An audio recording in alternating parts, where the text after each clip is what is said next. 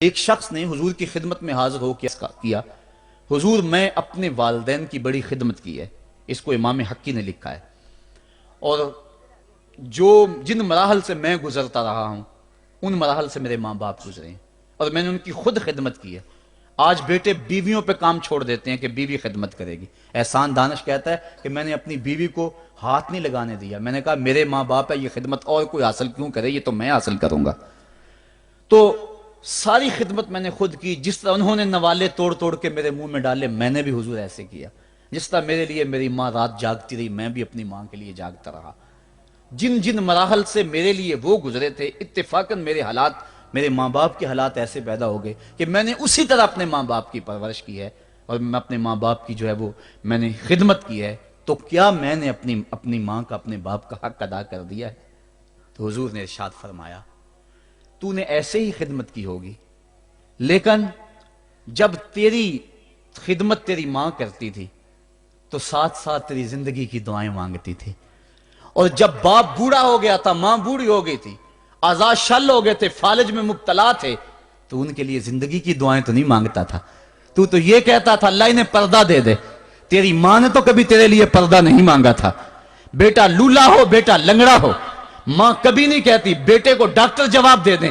ماں کبھی نہیں کہتی کہ میرے بیٹے کو اللہ پردہ دے دے. ماں یہی کہتی ہے مالک مجھے لے لے، میرے بیٹے کو زندگی دے دے. میں سب کچھ بیچ دیتی ہوں، اپنا زیور بیچ دیتی ہوں، میرے بیٹے کی صحت بچ جائے، میرے بیٹے کی زندگی بچ جائے. ماں کی موجودگی میں کوئی کہہ بھی نہیں سکتا. باپ کے لیے تو کہہ دے، ماں کے لیے تو کہہ دے بڑی تکلیف ہے تیرے باپ کو، بڑی تکلیف ہے تیری ماں کو، اللہ کرے اب پردہ ہی عطا کر دے. خود نہیں کہتا تو کسی سے یہ سن سکتا ہے بندہ، لیکن ماں سن سکتی ہے کوئی کہے اللہ تیرے بیٹے کو پردہ دے دے.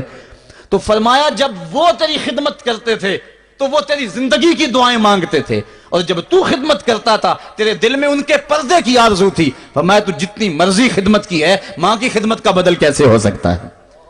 تو ماں باپ کی خدمت انسان کر ہی نہیں سکتا تو پھر کیا کرے؟ عرض کرے اللہ میں تو خدمت نہیں کر سکتا، تو ان کے اوپر رحم فرما دے. ماں باپ کے لیے دعا کرے. علماء نے یہاں بیان فرمایا ماں کافر ہو تو پھر بھی دعا کرے، باپ کافر ہو تو پھر بھی دعا کرے، مومن ہو تو پھر بھی دعا کرے، گناہگار ہو پھر بھی دعا کرے، نیکوکار ہو پھر بھی دعا کرے، دعا نہ چھوڑے.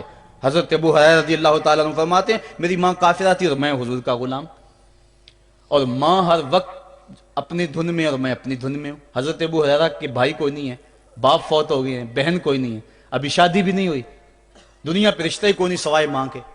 گھر آتے ہیں تو ماں سے بات کرنی ہوتی ہے، جو سن کے آتے ہیں ماں سے وہ دکھ کھولنا ہوتا ہے، بات کرنی ہوتی ہے، حضور کی باتیں سنانی ہوتی ہیں. لیکن ماں ہے اتفاق سے کافرہ ہے، حضور کی بات وہ سننا گوارا نہیں کرتی. حضرت ابو ہریرہ کو اور بات آتی کوئی نہیں، وہ تو کرتے ہی حضور کی باتیں. ایک دن حضور کی بات چھیڑی، ماں کی زبان سے کوئی جملہ ایسا نکلا جو سخت تھا، گوارا نہ ہوا، چھوڑ دیا گھر کو. ماں تیری عظمت کو سلام، لیکن رسول اللہ کے مقابلے میں تیری کوئی شان نہیں ہے. گھر سے نکلے، لیکن نکلے تو پاؤں ڈگمگا رہے تھے کہ دنیا پہ ایک ہی رشتہ تھا وہ بھی جاتا رہا. چند قدم چلے تو دل میں خیال آیا سارے دکھوں کا جو مداوع کرتا ہے میں آقا کی بارگاہ میں یہ دکھڑا کیوں نہ بیان کر دوں. دریائے رحمت جوش میں تھا، وہ دلوں کی حالتیں بوجھ لینے والے آقا نے پوچھا ابو ہریرہ کیا ہے؟ عرض کی حضور میری ماں کی ہدایت کے لیے دعا کر دو. یہ کہا اور پھوٹ پھوٹ کے رونے لگے. حضور نے فوراً ہاتھ اٹھا دیے اور مسلم کے لفظ ہیں اللہم اہد ام ابی ہریرہ، ہے اللہ ابو ہریرہ کی ماں کو ہدایت عطا کر دے. بس یہ بات سنی حضرت ابو ہریرہ کا چہرہ کھل اٹھا، اپنے گھر کو دوڑ لگا دی. کوئی رستے میں ملا، کہا ابو ہریرہ اتنی تیز تو تم کبھی نہیں دوڑتے تھے، آج کیا ہوا؟ اتنی تیز تیز کیوں دوڑ رہے ہو؟ کہا آج ہی تو دیکھنا چاہتا ہوں کہ گھر پہلے میں پہنچتا ہوں یا میرے آقا کی دعا پہلے پہنچتی ہے. حضرت ابو ہریرہ فرماتے ہیں جب میں گھر پہنچا تو دروازہ بند تھا. میں نے دستک دی، اندر سے آواز آئی بیٹا ٹھہرو میں آتی ہوں. کہا اس لہجے کو جان گیا، اس میں محمد کی بولی بول رہی ہے. کہا تھوڑی دیر کے بعد میری ماں آئی، تازہ غسل کی وجہ سے اس کے بالوں سے پانی کے قطرے ٹپک رہے تھے، اور میری ماں زنجیر کھول رہی تھی، اس کے لبوں پہ شہادت کا کلمہ جاری تھا.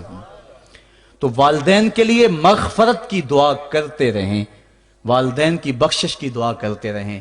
والدین جب دنیا پہ ہوتے ہیں تو اللہ کی رحمت کا گھنا سایہ ہوتے ہیں، لیکن جب دنیا سے چلے جاتے ہیں ان کی قبر سے بھی فیض ملتا ہے اور سکون اور طمانینت ملتی ہے. والدین فوت ہو جائیں تو ان کے حق ختم نہیں ہو جاتے. بلکہ حدیث میں آتا ہے 4 حق ایسے ہیں والدین کے جو مرنے کے بعد بھی اولاد کے ذمہ باقی رہتے ہیں۔ الصلاۃ، ان کے اوپر نماز جنازہ پڑھی جائے۔ دوسرا حق الاستغفار لہم، ان کے لیے بخشش کی دعا کرتے رہی جائے، مسلسل دعا کی جائے بخشش کی ان کے لیے۔ اور ایک روایت میں نے پڑھا ہے اگر کوئی بندہ اس کے والدین حالت ناراضگی میں فوت ہو گئے، والدین ناراض تھے، موقع نہ مل سکا منانے کا اور والدین فوت ہو گئے، تو حدیث میں آتا ہے کہ وہ کثرت کے ساتھ، ایک تو وہ اپنی خالہ کے ساتھ، ماں اگر فوت ہوئی ہے تو باپ ہوئی ہے تو باپ کے بھائیوں کے ساتھ اس نے سلوک کرے، باپ خوش ہوگا۔ دوسرا کثرت کے ساتھ اپنے والد کے لیے استغفار، والدہ کے لیے استغفار کرتا رہے۔ جب کثرت سے استغفار ہوتا رہے گا تو اس کے والدین راضی ہوں گے، اللہ اس کے گناہ کو معاف فرما دے گا۔ دوسرا حق والدین کا یہ ہے استغفار لہم، ان کے لیے بخشش کی دعا کی جائے، حدیث میں آتے ہیں۔ تیسرا حق بر الاصدقاء، ماں کی سہیلیوں، بہنوں اور رشتہ داروں کے ساتھ، اور باپ کے دوستوں، بھائیوں اور رشتہ داروں کے ساتھ اس نے سلوک کیا جائے۔ اور چوتھا حق انجاز الوعد، وعدوں کو پورا کرنا، یعنی ماں نے یا باپ نے جو وعدے کیے ہوئے تھے، مسجد سے کوئی وعدہ تھا، مدرسے سے وعدہ تھا، کسی فلاحی تنظیم سے وعدہ تھا، کسی غریب سے اعانت کا وعدہ تھا، یا ان کا معمول تھا اعانت کرنے کا، تو جو ان کے معمولات ہیں اچھائی کے، ان کو جاری رکھا جائے اور اس سلسلے کو باقی رکھا جائے۔ تو یہ 4 حق ایسے ہیں